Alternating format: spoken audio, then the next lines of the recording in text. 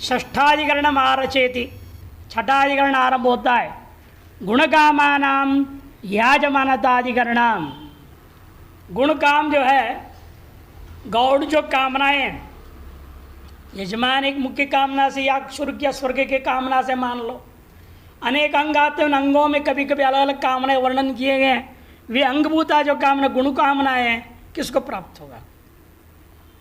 पूर्व पक्षी कहेगा सकल कर्म कर रहे हैं अध्वर्यु आदि, उन्हीं को मिलना चाहिए। सिद्धांत कहते हैं नहीं, यजमान को ही जाएगा।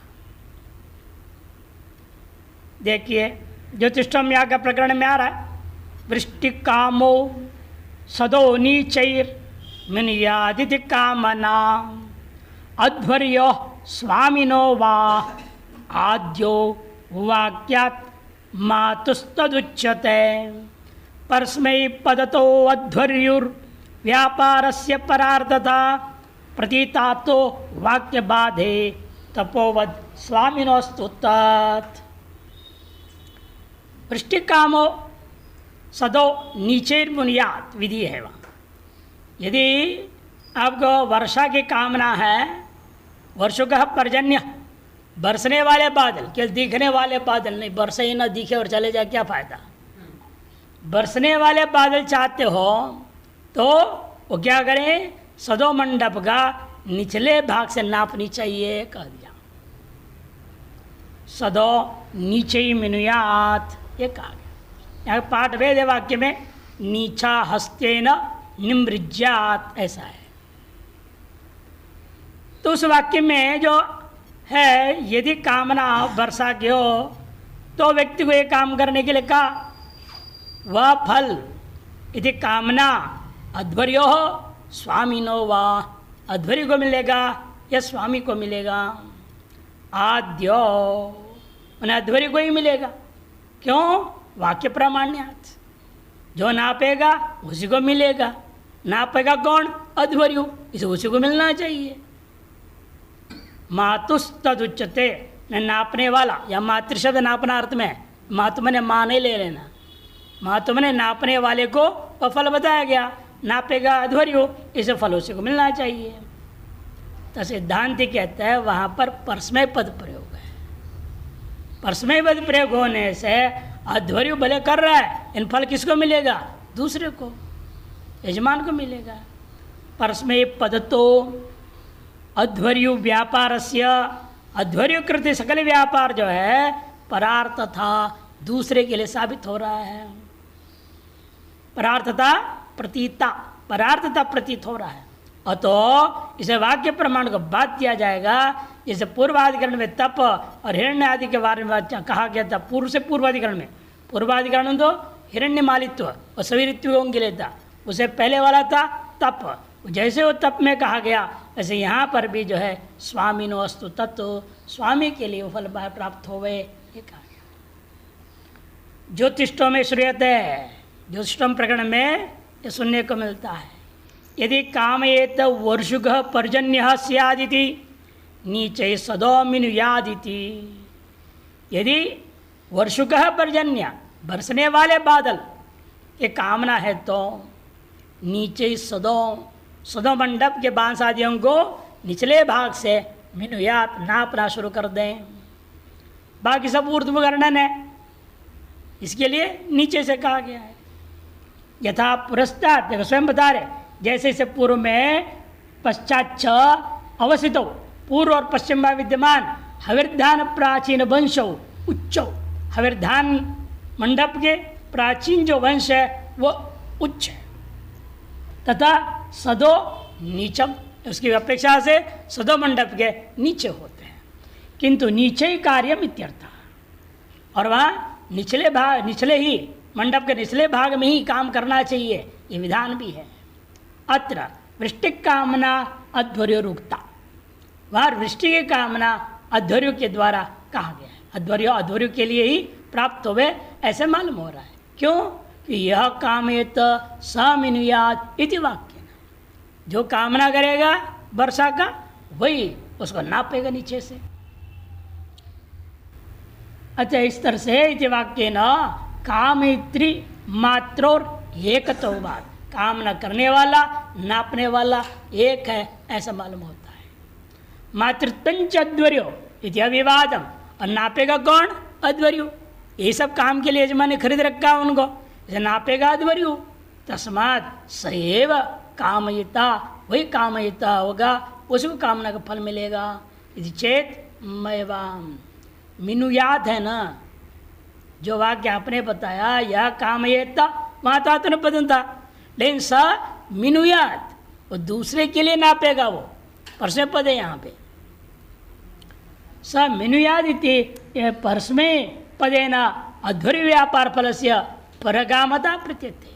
इसे अध्वर्य के द्वारा कृत सकल व्यापार का फल परगामी प्रतीत हो रहा है। वृष्टि लक्षण फल से यजमान गामित्वात् परस्मैपद श्रुत्या वाक्यम बाधित्वा काम से यजमान कर्तृत्वम द्रष्टव्यम।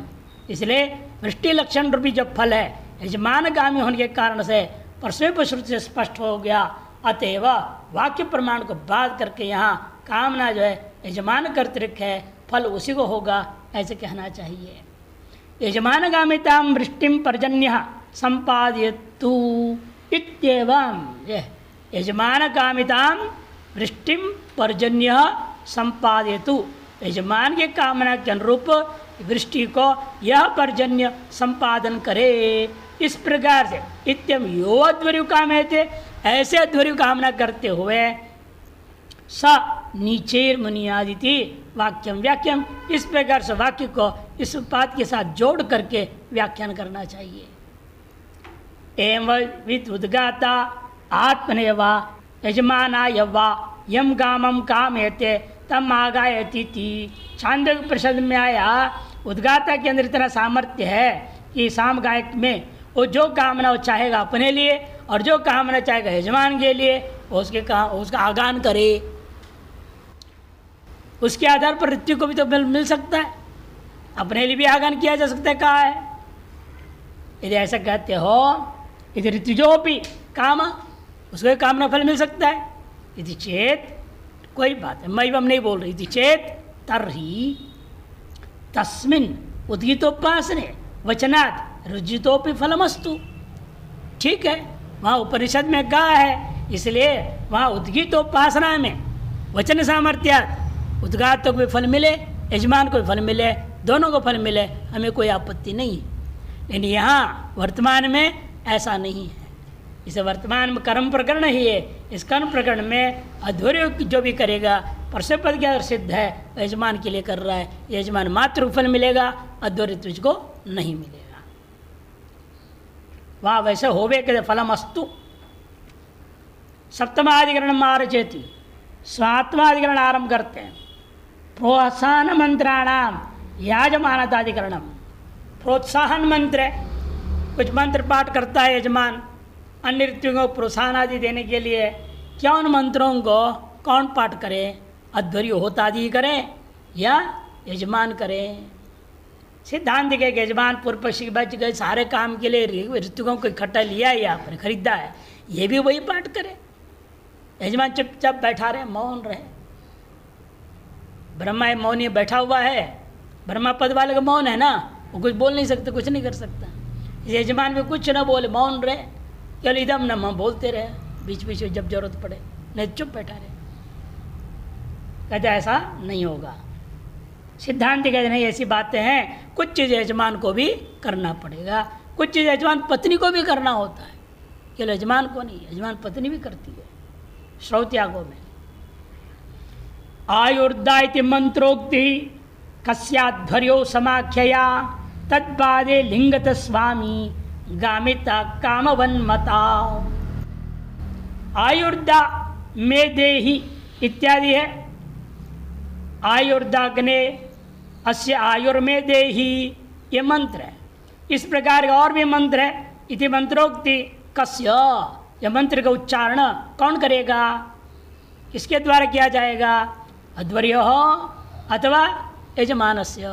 पूर्व अध्वर्य करेगा, क्यों? समाख्य यजुर्वेद में पठित मंत्र है, यजुर्वेद के पठित मंत्रों का पाठ करने का अधिकार अध्वर्य का है, वही करेगा। समाख्या मने वेद संज्ञा के आधार पर। सिद्धांत ने तद्बादे लिंगतः, लिंग प्रमाण के द्वारा समाख्या प्रमाण का खंडन होगा। स्वामिगामिता कामवत, पूर्वाधिकरण में जैसे कहा कामना स्वामिगामी है, उसी प्रकार मंत्र पाठ भी स्वामिगामी ही रहेगा। इदम आमनायते आयुर्दा अग्ने अस्य आयुर्मे देहि इति तस्य तस्य मंत्र से पाठो अध्वर्योर यजमान सेवा इत्ययम संशय कस्यत्यनेन सूचितः। उसी को श्लोक में जो कस्य कहा उसे सूचित किया गया। आयुर्दा, आयुर देने की सामर्थ्य वाला, हे अग्नि अस्य आयुर्मे देहि, इस यज्ञ के फलस्वरूप आप मुझे आयु का प्रदान करें। तस्य तस्य मंत्र, मंत्र का पाठ अध्वर्य के द्वारा होनी चाहिए, यह यजमान के द्वारा संशय है, जिसको श्लोक में कस्य इत्यनेन सूचित किया। एतन मंत्र पाठ अध्वर्योर भवितुमर्हति, पूर्व पक्ष कहेगा इस मंत्र का पाठ अध्वर्य के द्वारा ही होना चाहिए। क्यों? समाख्या वशाद चेत, समाख्या आध्वर्य कांड के अंतर्गत है तो आध्वर्य करेगा वो। ना अस्मिन मंत्र आयुर्मेदेहि इति फलस्य ही आत्मसंबंध प्रतीयते। मेदेही है ना, यदि अध्वर्य पाठ करेगा तो किसको मिलेगा? खुद को मिल जाएगा। मैं है, ते नहीं है यहाँ पर। यदि अध्वर्य पाठ करता तो ते तुभ्यम अस्तु बोलना चाहिए।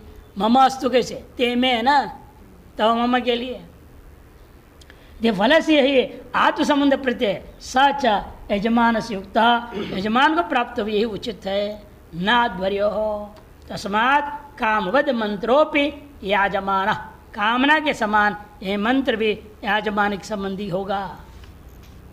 अष्टमाधिकरण मारचेती व्यामनाताधिकरणम, व्यामनाताधिकरणम वाजे में अस्सी इत्यादि मंत्र है, वह एक बार कहें या दो बार कहें, कितना बार किया जाए, क्योंकि अलग अलग कांड में, दो कांड में, आध्वर्य कांड में भी है, यजमान कांड में भी है। ये भी करे वो भी करे, दोनों करे, एक ही करने से काम चलेगा। दो बार आमनाथ है तो दो बार करना चाहिए, या दोनों एक ही मंत्र है, कांड भिन्न है। अभी पूर्व में अपने यजमान को पाठ करना चाहिए, ये भी केवल यजमान पाठ करे, अध्वर्य को क्यों करना? पूर्व पक्षी कहेगा अकेला करना चाहिए, ये सिद्धांत के लिए दोनों को करना चाहिए। वाजस्य मेत्यमु ब्रूयाद एको दो वा कृतार्थतः एक कांडद्वये पाठाद अध्वर्यु स्वामिना बुभौ। वाजस्य मेति इत्यादि मंत्र अमु एको ब्रूयाद दो वा, एक ही पाठ करें, यजमानी अकेला पाठ करें, दो वा दोनों ही करें। पूर्व पक्षी कहता है एक का जो है एक कृतार्थता, एक के पाठ करने से ही कृतार्थ हो गया, सार्थक हो गया। सिद्धांत नहीं, कांडद्वय पाठात, कांडद्वय में पाठ होने से अध्वर्यो और स्वामी दोनों के द्वारा पाठ होनी चाहिए। दशपूर्णमास और दशपूर्णमास प्रकरण में पढ़िते वाजस्यम्मा प्रसवेन इति एष मंत्रो अध्वर्यो कांडे याजमान कांडे च आमनाथ। एक ही मंत्र दोनों कांड में पठित है। तत्र एक न पठित सती मंत्र से चरितार्थत्वात्, एक के द्वारा पठित होने मात्र से भी मंत्र चरितार्थ हो जाएगा। इतर स्तर न पठेत, दूसरे का पाठ न करें, वही पूर्वाधिकरण के अनुसार यजमानी करे, अध्वर्यो न करे। यदि चेत महवाम, ऐसा नहीं होगा। कांडांतर पैठ वैर्थ्यम प्रसंगात, कांडांतर में पाठ करने व्यर्थ हो जाएगा। तस्माद उभाभ्याम पठनीय, से दोनों की तरफ पाठ होना चाहिए। तयो पठतोर आशय भेद अस्ति, इन दोनों की तरफ पाठ करने में किंचित आशय में भेद है, आशय भेद अस्ति। अनेन मंत्रेण प्रकाशितमर्थम अनुष्ठास्यामि इति अध्वर्युर्मनुते, इस मंत्र के द्वारा प्रकाशित अर्थ को मैं अनुष्ठान करूंगा, ये अध्वर्यु ये सोचेगा। यजमान क्या सोचेगा? अत्र न प्रमदिष्यामि, इसमें कोई प्रमाद नहीं करूंगा, शुद्ध उच्चारण करूंगा, ऐसे यजमान का सोच है। मंत्र एक ही है, लेकिन दोनों को से उच्चारण में दृष्टिकोण अलग अलग रहेगा कि एक कर रहा है किसके लिए, यजमान के फल प्राप्ति के लिए कर रहा है। कौन अध्वर्यु, इसे वो यही सोचेगा मैं इसका अनुष्ठान यजमान फल प्राप्ति के लिए करता हूँ, और यजमान सोचेगा मेरे को तो कुछ करना था ही नहीं, लेकिन बोला है करने के लिए उच्चारण करने से मैं कोई प्रमाद नहीं करूँगा, शुद्ध उच्चारण करूँगा, ऐसे सोचते उच्चारण करता है। तो दोनों करेंगे उच्चारण सिद्ध हुआ। नवमाधिकरण मार्चेति अभिज्ञ वाचनाधिकरणम, अभिज्ञ वाचनाधिकरणम पाठ कौन करे, अभिज्ञ या अनभिज्ञ, पढ़ा लिखा करेगा या अनपढ़ करेगा। जो यजमान का पाठ करना भी है वह भी यजमान अनपढ़ यजमान करेगा या पढ़ा लिखा यजमान करेगा। ऋत्विक तो अनपढ़ नहीं हो सकता, उधर पढ़े लिखे ही है, मंत्रों को बोलेंगे वो तो, लेकिन यजमान तो आज के हिसाब से तो क्या है, अनपढ़ ही ज़्यादा है ना, वेदों को पढ़े लिखे है ही नहीं कोई, तो क्या करें, पंडित ही बोल दे सब मंत्र, यजमान से कुछ बोलवावे ही ना। आजकल भी बुलवाते हैं, यजमान को बोलते हैं बोल, एक एक शब्द बुलवाते हैं, उससे बुलवाना पड़ता, तत्काल उसको पढ़वाओ समझाओ। अब कहते हैं यहाँ पर कौन करे, कहते अभिज्ञ ही करेगा, अनभिज्ञ नहीं करेगा। वाचेत स्वामिनम जाज्यौ वाचनीयौ जये ववा अविशेषादुभौज्यस्य स्वामित्वाद्वाचयेदमुम। स्वामिनम ज्ञौ वाचेत वाचनीयौ जये ववा, स्वामी के लिए जो वाचन करना है वह भी ज्ञ ही करे कि अज्ञ भी कर सकता है। पूर्व पक्षी ज्ञ ववा, पूर्व अविशेषात बहु, पूर्व अविशेषात दोनों ही करे, चाहे ज्ञानी या अज्ञानी सब करे। सिद्धांत नहीं, यस्य स्वामित्वाद वाचेदमुम, ज्ञ के द्वारा होना चाहिए स्वामी होने से। अर्थात श्रौत कर्म कांड में जो यजमान होगा स्वामी होगा वह अनपढ़ नहीं हो सकता। जिस कर्म को कर रहा है कम से कम उस कर्म के बारे में पढ़ा लिखा होना चाहिए, समझा हुआ होना चाहिए सारी बात। श्रोत्या करने का अधिकारी नहीं अनपढ़ को, अनपढ़ तो जाएगा ही नहीं श्रोत्या के चक्कर। अग्निहोत्री बनना पड़ेगा, अग्निहोत्री बने बिना तो हो नहीं सकता, अग्निहोत्री के कर्म तो पढ़ना ही पड़ेगा। स्वाध्याय वे हमारे पहले जमाने में ये ब्राह्मण क्षेत्रवेश बिना पढ़े लिखे नहीं होते थे। चांदोग्य परिषद में नहीं आया क्या, राजा या सुपति के राजा क्या बोलता है, मेरे देश में कोई अनपढ़ नहीं, कोई अनाहित अग्नि कोई नहीं, कोई चोर नहीं, इतना बातें कह देता है।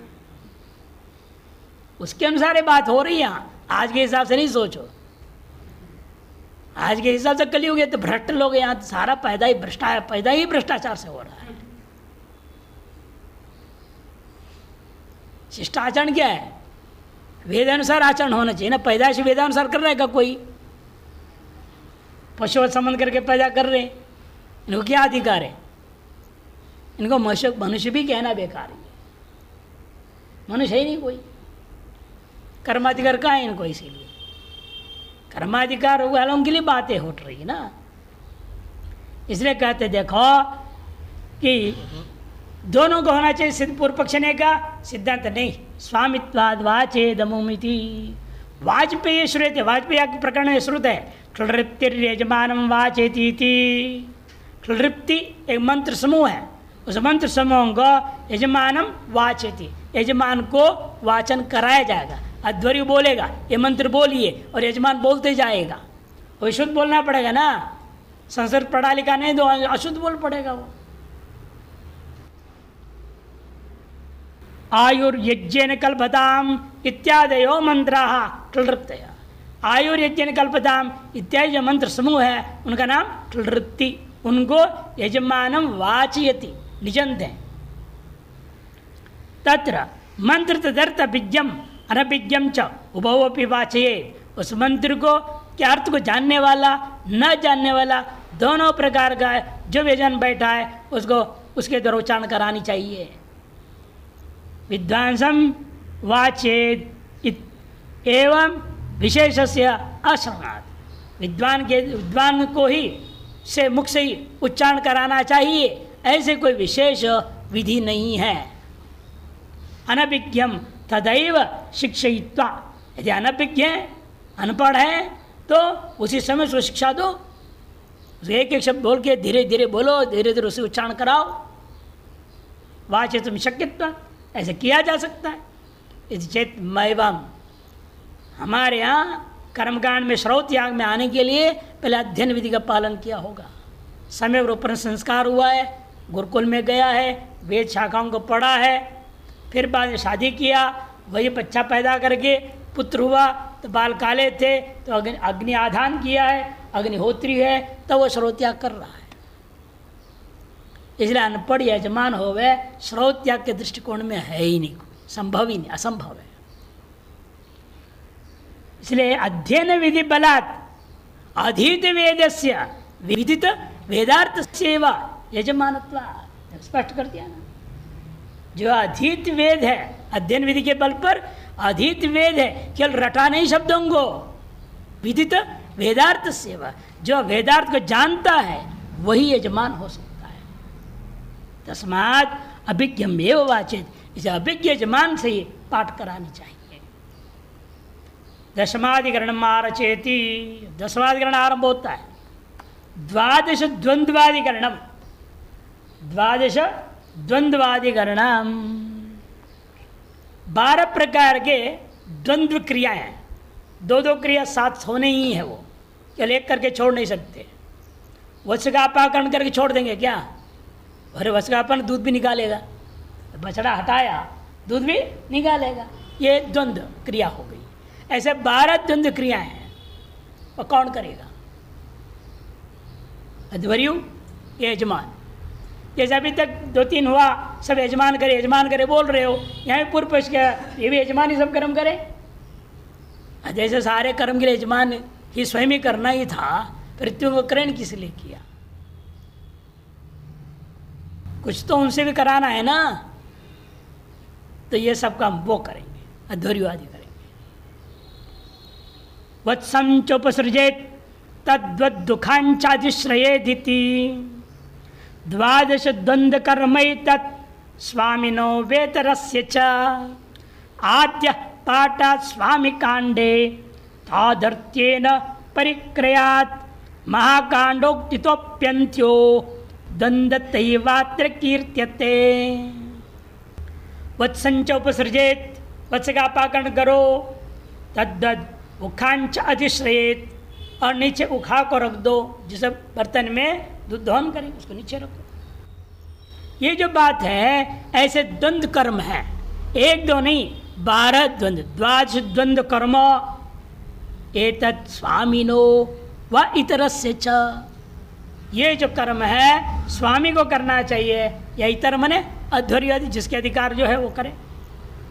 पूर्व पक्षे आद्य पाठात् स्वामी कांडे, यजमान कांड में पठित होने से स्वामी को ही करनी चाहिए। सिद्धांत कहते नहीं, उन्हीं कर्मों को करने के लिए परिक्रयण किया गया है। तादर्थ्येन परिक्रिया, एक बात। और दूसरी बात, महाकांड देखो, महाकांड क्या है? आद्यर्व कांड। आद्यर्व कांड के अंतर्गत यजमान कांड है। इसे महाकांड के अनुसार जो है अध्वर्यु का अधिकार बनता है, यजमान का नहीं। द्वंद्वतैवत्र कीर्त्यते, महाकांडोक्तित्वापि अंत्यो, अंत्यो मने अध्वर्यु इतर, वही करेगा। द्वंद्वता एक एवत्र कीर्त्यते, वहीं पर उसके लिए ही ये बात कहा गया है। दशपूर्णमास और याजमान कांडे श्रूयते द्वादश द्वंद्वानि, 12 द्वंद्व कर्म, द्वादश जो है 12 द्वंद्व कर्म दशपूर्णमास प्रकरण में, उसके अंतर्गत भी याजमान कांड में पठित है। यदि दशपूर्णमास प्रकरण में 5 कांड है, आधर्वकांड, हौदरकांड, औदगात्रकांड और ब्राह्मकांड और याजमान कांड। प्रत्येक प्रकरण में 5 भाग बांट दिया जाता है। उस प्रकरण के याग के संबंधी कौन किसको करना है, क्या कर्म करना है, उतने मंत्रों को अलग अलग बांट दिया गया। और याजमान कांड में 12 आए हुए हैं। और याजमान कांड है कहाँ? आध्वर्य कांड के अंतर्गत है ये। दशपूर्णमास्योस् तानि संपाद्यानि इति आहुः, द्वादश द्वंद्वानि दशप्रणमास्योस्तानि संपाद्यानि इत्याहु। जैसे वह कौन सा एक दृष्टांत दे रहे, वत्संच उपावसृजति उखाम च अधिश्रयति अवहन्ति दृषदो च समाहन्ति इत्यादि। तत्र पलाश शाकया वत्सापाकरणम एकं कर्म दोहनेन संपादितं क्षीरम धारयितुम पिटर स्थापनम अपरम कर्म, एक द्वंद्व हो गया। तदेतद उभयम एकम द्वंद्वम तथा गृहीणाम अवघातो दृश्यदुपलय पाषाणांतरेण समाघात इत्येतद् उभयम द्वितीयम द्वंद्वम, ये दूसरा द्वंद्व है। एवं द्वादश कर्म द्वंद्वानि अनुष्ठेयानि, 12 द्वंद्व कर्म अनुष्ठेय होते हैं जो कि उस कांड में आम्नातानि पठितानि इत्यर्थः। तेषां याजमाने कांडे पठितत्वात्, याजमान कांड में पठित होने के नाते समाख्या प्रमाण के आधार पर यजमाने नैव तानि अनुष्ठेयानि प्राप्ते ब्रूमः, यजमान के द्वारा उनका अनुष्ठान करना चाहिए, ऐसे पूर्व प्राप्त होने पर कहते हैं। यजमान से यानि कर्माणि तानि अनुष्ठातुम् एव प्रकृता ऋत्विजाः, यजमान के द्वारा किए जाने वाले जितने भी वायु विशेष कर्म हैं उनको करने के लिए, अनुष्ठान करने के लिए ऋत्विकों का ग्रहण किया गया है। इतना ही नहीं, किंच यजुर्वेदे याजमानम इदम अवांतर कांडम, यजुर्वेदांतर्गत याजमान का यह अवांतर कांड है। मुख्य कांड कौन है? महाकांडं तो आध्वर्यवमेव तत्रैवेते वसापाकरणादि धर्माः आमनातः, उसी आध्वर्य कांड के अंतर्गत ही यजमान कांड की परिकल्पना करके उसके अंतर्गत वसापाकरणादि द्वादश द्वंद्व कर्मों का पाठ किया गया है। तस्मात् अध्वर्युरेव तान् अनुतिष्ठेत्, अध्वर्यु ही इनका अनुष्ठान करें। यजमाने तो कांडे न तेषाम् अनुष्ठान प्रकार चोदित, और यजमान कांड में तो उनके अनुष्ठान के प्रकार रीति कर्तव्यता है वो पठित भी नहीं है। कर्मों को बताया, कर्म कैसे करना है, क्या क्रम होगा, कि उसमें क्या क्या और अवान्तर कर्म होगा, जो सारा विधि विधान वो नहीं है वहाँ पर।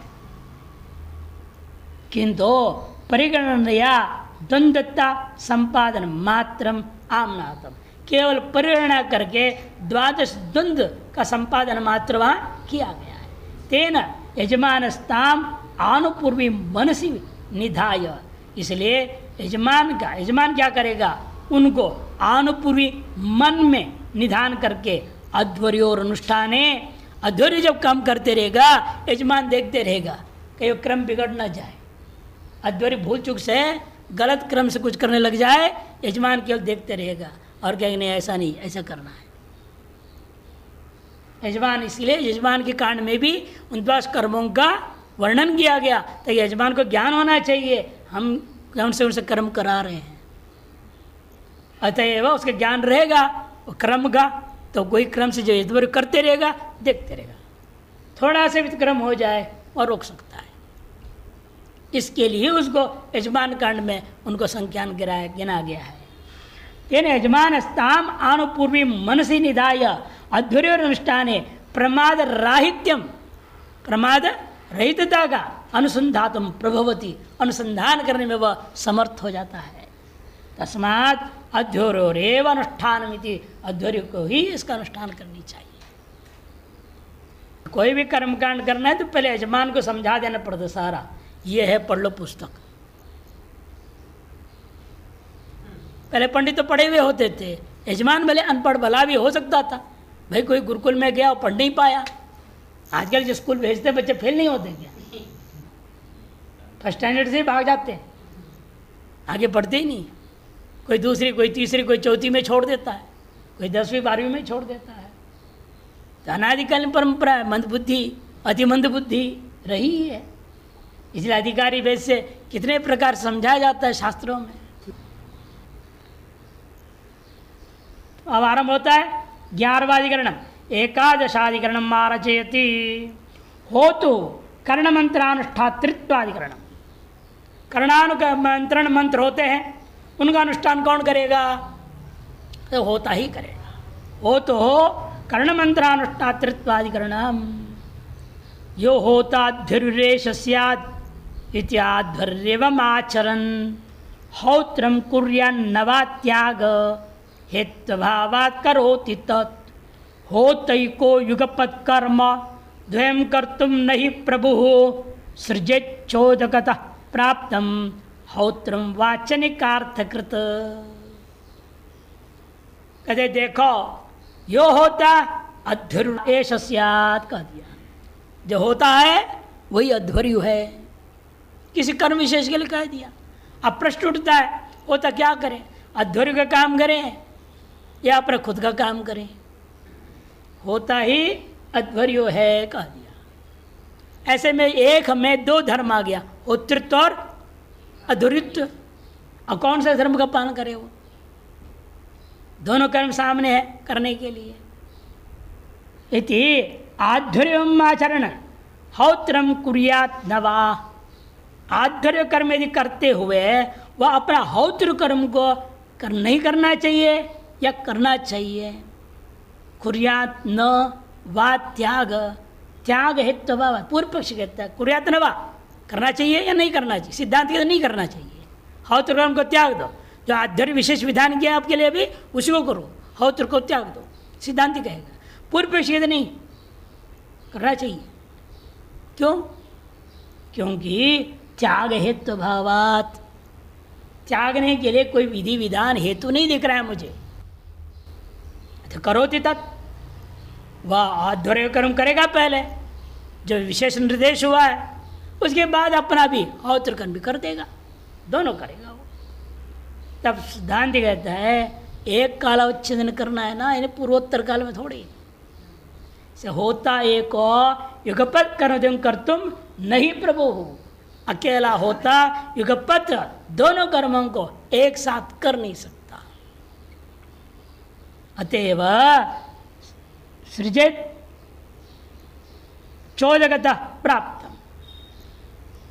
इसीलिए क्या करना, उत्सृजित, उत्सर्ग छोड़ के बोल दिया सृजित, उत्सृजित माने त्याग कर देना चाहिए जो अतिदेश से प्राप्त है। क्योंकि हौत्र कर्म क्या था, वो अतिदेश से प्राप्त था। जब हौत्र कर्म जो अतिदेश से प्राप्त है उसको तो त्याग दो। इस विकृति याग में विशेष विहित जो था आध्वर्य कर्म, वही उसको करनी चाहिए। उत्सृजित चोदगत प्राप्तम हौत्रम वाचनिकार्थकृत, किंतु जो हौत्र है वह उच्चोदगत प्राप्त है, उसको तो त्याग देना चाहिए। और वाचनिक इस वर्तमान में जो विकृति याग में वचन से विधि के द्वारा कहा हुआ वही कर्म करना चाहिए, आध्वर्य कर्म। अग्निशोम्य पशु विकृति याग है, पहले ही बोल चुके हैं। सगल पशु यागों का जो है ज्योतिष्टोम याग के अंतर्गत, ज्योतिष्टोम में क्या है, प्रकृति है। अग्निशोम्य पशु, अग्निशोम्य पशु परिवीरसीत्यनेन परिव्याण करण मंत्रेण अध्वर्युर्यूपस्य रसनया परिव्याणं करोति। परिवीरसीत्यनेन, ये मंत्र बोलते हुए परिव्याण करणम, परिव्याण करण मंत्र इसको कहा जाता है। इसके द्वारा अध्वर्यु यूपस्य, यूप को रस्सी के द्वारा लपेट करके उसको बांध देता है। रसनया परिव्याणं करोति।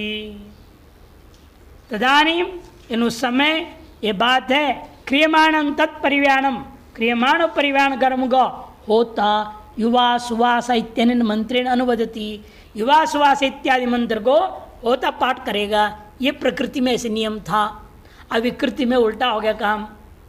मंत्रों करेगा पाठ होता और अध्वर्यु लपेटता है। ये प्रकृति में की प्रक्रिया थी। लेकिन अब या यो होता स ऐसा अध्वर्यु बोल दिया ना यहाँ विकृति याग में। तजेत तु भयम चौदक परंपरा कुंडपायनामयने प्राप्तम। वातिदेश के द्वारा ये दोनों कर्म, होता का अपना कर्म अनुमंत्रण पाठ करना युवा सुवास इत्यादि, और अध्वर्यु के द्वारा परिवीर रसी इत्यादि के द्वारा परिव्याण कर्म करना। तो भयम चौदक परंपरा से कुंडपायन नामक अयन याग में प्राप्त हुआ। तत्र अध्वर्योर होतुश्च समास समाम्नातः, अध्वर्योर होता एक ही है, ऐसे वह इकट्ठा करके समास करके आमनात पठित है। क्या मंत्र था? यो होता सो अध्वर्योर इति। जो होता है वही अध्वर्यो है। यदि होतारम अनुद्य अध्वरित्व विधानात्, होतृत्व का अनुवाद करके अध्वरित्व का विधान कर दिया गया। अध्वर्यु कार्यम होत्र अनुष्ठेयम, अध्वर्यु का कार्य जो होगा होता के द्वारा अनुष्ठान करना चाहिए। तथा परिवीरसित्यनेन कर्णमंत्रेण होता यूप परिव्याणं कुर्वीत। जब पूर्व पक्ष कहता है ठीक है कोई बात नहीं, परिवीरसी मंत्र पाठ भी बोलना है और युवा सुवासा मंत्र पाठ भी, एक साथ दोनों मंत्र बोल नहीं सकता ना, जबान से एक ही बारी तो एक मंत्र निकलेगा। इसे पहले क्या करेगा, परिवीरस इत्यादि मंत्र बोल करके पहले युप का परिव्याण कर देगा, उसके बाद में युवा सुवास फालतू खड़े खड़े पाठ कर देगा, अवतरण भी पूरा कर देगा। जब करना क्या था वो, जब लपेट रहे तब वो पाठ करना है। अध्वर्यु अपना बोलेगा, परिवीरसी मंत्र बोलते रहेगा, होता अपना अलग मंत्र बोल रहे, युवा सुवास इत्यादि मंत्र बोल रहा है। दोनों अपने अपने मंत्र पाठ करते रहे प्रकृति में, लेकिन यहाँ दो है ही नहीं, एक ही है, जो होता है वह अध्वर्यु है। और अध्वर्य विशेष विहित होने से पहले अध्वर्यु कर्म करेगा, परिवीरसी बोलेगा तो युवा सुवासा नहीं बोल पाएगा। इन पूर्व पक्षी के क्या पूर्वोत्तर काल में कर दें। पूर्व पक्षी कहता है तत् परिवीरसीत्यनेन कर्णमंत्रेण होता यूप परिव्याणं कुर्वीत तदानीं स्वस्य चोदकत प्राप्तम हौत्रमेपि होता न त्यजेत। उस समय स्व के प्राप्त जो था होता के लिए खुद के लिए प्राप्त था, चोदक से प्राप्त था, हौत्र जो कर्म है युवा सुवास इत्यादि मंत्र पाठ है उसको भी त्यागना नहीं चाहिए। नहीं त्याग है तुम कश्चित निषेधम पश्यामा, त्याग के कारण बता कोई निषेध या नहीं दिखाई दे रहा है। तस्मात् क्रियमाणं तत् परिव्याणं युवा सुवास इत्यनेन मंत्रेण होता अनुवदेत इति प्राप्ते ब्रह्मा। से क्रियमाण और परिव्याण कर्म को युवा सुवास मंत्र के द्वारा होता कर अनुष्ठान करना चाहिए, इति प्राप्ते ब्रह्मा। तो पूर्व पक्ष की दूसरा आशय यह भी है कि परिवीरसी मंत्र नहीं बोलेगा, काम करेगा अध्वर्यु का, युप का परिव्याण कर्म बोलेगा, लेकिन मंत्र जो अध्वर्यु का बोला जा रहा है तो उसको नहीं बोलेगा, किंतु अपने से जो युवा सुवास वो मंत्र बोलेगा। तो सिद्धांत ऐसे नहीं कर सकते, जिस कर्म के साथ जो मंत्र बीतता है वही करना पड़ेगा, वही बोलना पड़ेगा। इति प्राप्ते ब्रह्मा द्वयोर अध्वर्योत्रोर उचितम कर्म द्वयम एको होता युगपत कर्तुम न शक्नोति। अध्वर्य और होता इन दोनों के द्वारा उचित जो कर्म द्वय है जो करना है वह होता अकेला युगपत करने में समर्थ नहीं हो सकता। ततो अन्यतरस्य अवश्यंभाविनी त्यागे, इसलिए दो में से एक अवश्यंभावी त्याग करना ही है। तो किसको त्यागेगा, तो चोदकत प्राप्तम हौत्र में वचदे, अतिदेश से प्राप्त हौत्र कर्म स्वकर्म को त्याग देगा। आध्वर्यवंतो और आध्वर्य कर्म तो यह विशेष विहित है विकृत्याग में। कुंडपाई नामक विकृत्याग में विशेष विहित होने के नाते इसे नहीं हो सकता त्याग, बल्कि वो तो वह चरितार्थ हो गया प्रकृति में, इसलिए अतिदेश का परित्याग किया जा सकता है। इसे अन्यत्र भी अनेकों बार है, अतिदेश वाक्यों को छोड़ना पड़ता है विशेष विधि के कारण से। यहाँ भी विशेष विधि है, तो इसे तन संभवती आध्वर्यवंतो यो होता स्वदृत्यनेन प्रत्यक्ष वचनेन, यही विकृत्याग में प्रत्यक्ष विधि है। यहाँ प्रापितत्वात् अनुष्ठेयम, इसे आध्वर्य कर्म आध्वर्य मंत्र पाठ ही वो करेगा। परिवीरस इत्यादि मंत्र पाठ करते हुए वह जोप का वेष्टन कर देगा रस्सी से। द्वादशाधिकरण मारचेति 12वां अधिकरण है प्रैश प्रैशार्थयोर भिन्न कर्तृत्वाधिकरणम। प्रैश करना अलग है और प्रैश का जो कर्म है जो अर्थ है उसको जब क्या करना कहा गया आदेश दिया गया, प्रैश होने से आदेश है, एक कीजिए बोला जाएगा, श्रावेत सुनाएगा, वो दोनों एक ही करेगा कि अलग अलग करेंगे। जैसे प्रोक्षण्यासादनं कुर्यात् अध्वर्युरितरो अथवा आख्यया आद्य साधयेति प्रेषितोऽन्योस्तु लिंगतः। प्रोक्षणी आसादनम, प्रोक्षणी का आसादन करने का माने पात्र आसादन कर्म होता है। हमेशा कोई भी कर्मकांड हो शुरू में पात्र आसादन होता है। कौन से पात्र कहाँ रखना है व्यवस्थित करके रखते हैं, उसके लिए भी कौन रखेगा और कौन आदेश देगा, इसी के विचार कर रहे हैं यहाँ पर। अध्वर्युर इतरो अथवा, अध्वर्यु करे या दूसरा करे। आख्य या समाख्य प्रमाण से आद्य अध्वर्यु को सब काम कर देना चाहिए। कहते नहीं, आसादय, सा आस निजंत है ना, कराओ, प्रोक्षणी पात्र को रखवाओ, तो खुद कैसे करेगा? विधि के अनुसार स्वयं कर नहीं सकता, स्वयं प्रयास करेगा और करने करेगा कौन आदमी? दूसरा कराए, उसे कराना है। इसमें अन्य वस्तु लिंगतः, लिंग प्रमाण से शब्द के सामर्थ्य के आधार पर मानना पड़ेगा, दूसरा ही करेगा। दशपणमासी और प्रोक्षणीय नाम केनचित पात्रेण वेद्याम आसादनम श्रुतम। दशपणमास प्रकरण में प्रोक्षणीय आदियों को किसी पात्र विशेष के द्वारा वेदी में आसन करने के लिए कहा गया। तदेतत् यजुर्वेदोक्तत्वात्, यजुर्वेद का कर्म कौन करेगा? अध्वर्यु, समाख्य प्रमाण से आध्वर्यमिति चेत मैवाम। प्रैश मंत्र विरोध प्रसंगात, प्रैश मंत्र के साथ विरोध हो जाएगा। प्रोक्षणीर आसादय, इदमा बर्रिर उपसादय, अग्निदग्नीन विहर, बर्रिस्थणी इत्यादिषु आध्वर्यवेषु श्रेयमाणम आग्निद्र संबोधनम। या आग्निद्र के लिए संबोधन किया, अघे अग्निद, ये सब काम करो। अग्निद नाम के ऋत्विक है 16 में से, उसको संबोधन करके बोल रहे अग्निद, तुम्हें काम करना है। ये आदेश मात्र देते जाएगा क्रमशः, और वो क्रम से करते जाएगा अग्निद।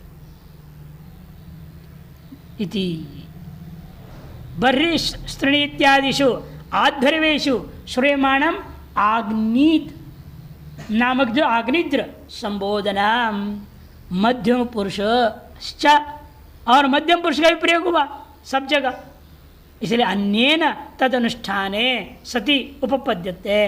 और मध्यम पुरुष भी होता है तब दूसरे के लिए होता है ना, अपने लिए खुद को करना है। अध्वर्य को तो उत्तम पुरुष होना चाहिए, उत्तम पुरुष होना चाहिए था, यह तो मध्यम पुरुष है सब जगह।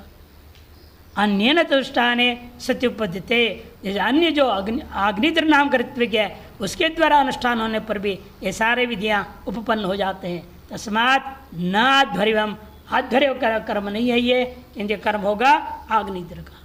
प्रैश मात्र अध्वर्य करेगा और प्रैशार्थ का संपादन करेगा अन्य आग्निद्र।